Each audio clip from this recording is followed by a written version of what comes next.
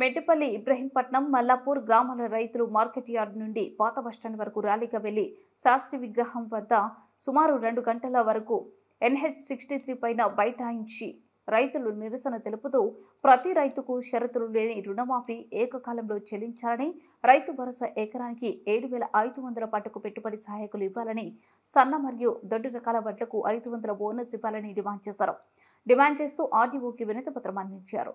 ఆర్డీఓకి రైతులు ఇచ్చిన వినతి పత్రాలపై అధికారులకు పంపిస్తానని హామీ ఇవ్వడంతో రైతులు ధర్నా విరమించారు.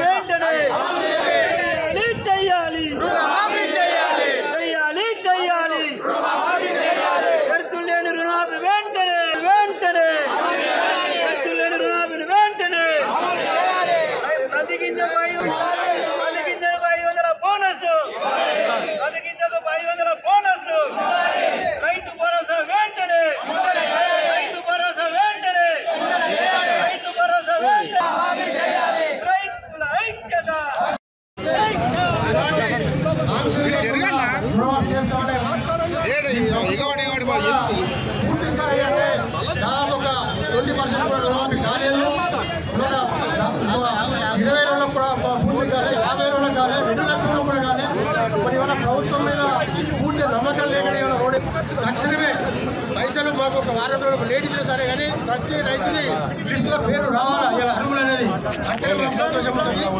అలాగే మరి వల్ల ఏదైతే ఎన్నికల మేరకు ఏ ఒక్క రైతు సంఘం అడ్డులేవు. మాకు కావాల్సింది దొడ్డు వాళ్ళకు ఏదైతే 500 బోనస్ దొడ్డు వాళ్ళకు కావాలా. రైతు భరోసా ఏదైతే 7,500 ప్రతి పంట సంవత్సరానికి 15,000 ఇస్తా ఉన్నారు. వాళ్ళు ఏదో మన సర్వే చేసుకుంటున్నట్టు పోయిన కావాలంటే ఇది పూర్తిగా రైతులకు రైతు సాయం అందలేదు.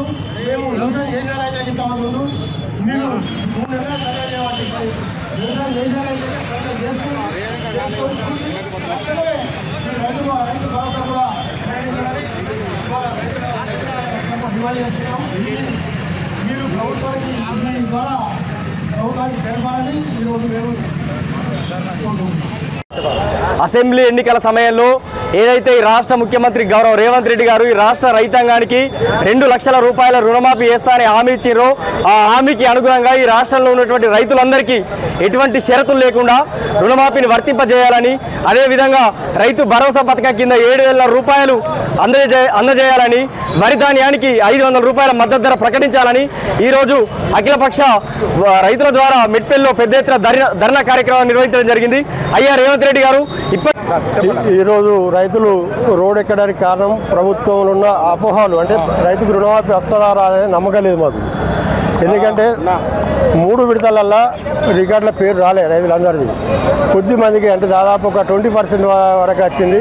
మరి మిగతా రైతులకు రాలేదు కాబట్టి ఇలా ప్రభుత్వానికి తెలవాలనే రైతు రుణమాఫీ అందరికీ వర్తించే విధంగా ఎలాంటి షరతులు లేకుండా రైతు రుణమాఫీ అందరికీ కావాలనే ఒక రైతుల బలమైన కోరిక మేరకు ఇవాళ రోడ్ ఎక్కవలసి వచ్చింది.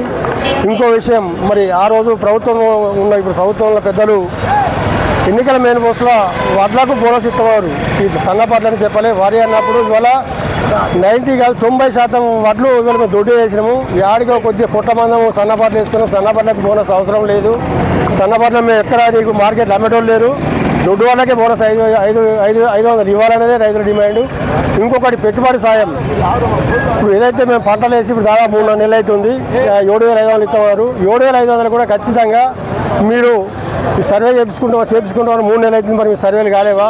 మేము వ్యవసాయం చేసే రైతులకు ఏమంటున్నాము, నువ్వు 5 ఎకరాలకు ఇస్తావా, 10 ఎకరాలకు ఇస్తావా, ఎంతకి ఇస్తావా మొదలు పెట్టుబడి సాయం తక్షణమే ప్రకటించాలని రైతుల తరఫున డిమాండ్ ఇవ్వాలి. ఈ ధర్నకు ముఖ్య కారణము రైతుల డిమాండ్ ఇవే. ఈరోజు మెట్పల్లిలో పెద్ద సంఖ్యలో రైతుల ధర్నా చేపట్టడం జరిగింది.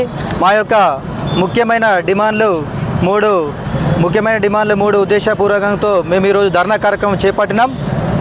ఈ యొక్క బేషరతుగా 2 లక్షల రుణమాఫీ చేయాలని కోరుతూ, అదేవిధంగా ఇంతవరకు అసలు రుణమాఫీ జరగాలే.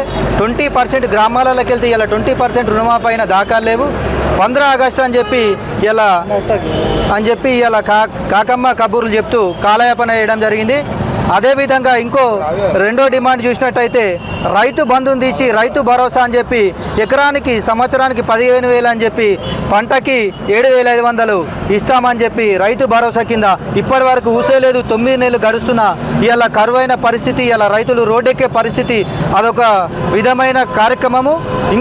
ఇంకో డిమాండ్ చూసినట్టయితే రైతులకు యొక్క వడ్ల ధాన్యాన్ని ఏ ధాన్యమైన ఫస్ట్ బేషరతుగా ఇదే ధాన్యం సన్నపి దొడ్డు రకం అని లేకుండా ఏ గ్రేడ్ అనే గవర్నమెంట్ తీసుకొచ్చిన ఏ గ్రేడ్కి ఇవాళ 500 మద్దతు ధర ప్రకటించాలని చెప్పి మేము డిమాండ్ చేస్తూ ఈ యొక్క డిమాండ్లని ఇట్లా మీరు తక్షణమే అమలు చేయించినట్లయితే పెద్ద మొత్తంలో మేము ధర్నాలు, రాస్తారోకాలు, కలెక్టర్లు ముట్టడి చేసే కార్యక్రమం కూడా మేము రైతాంగం వెనుకురాము.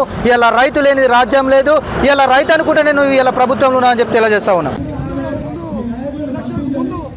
ఎలక్షన్లో గెలవడానికి మేము రాజన అమ్మవారి దగ్గర అమ్మవారి సాక్షిగా 2 లక్షల రుణమాఫీ చేస్తామని చెప్పాడు.